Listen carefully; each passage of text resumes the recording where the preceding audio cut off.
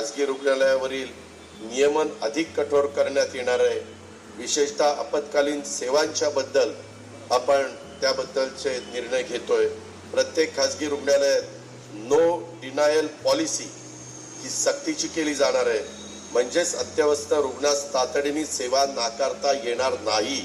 Health care response tracker तयार करण्यात येणार आहे, जे रुग्णांच्यासाठी सेवा देण्यासाठी तत्परता आणि जबाबदारी यावर लक्ष ठेवेल। गर्भवती महिलांसाठी विशेष हेल्पलाईन आणि रॅपिड रिस्पॉन्स टीम कार्यरत करण्यात येणार आहे।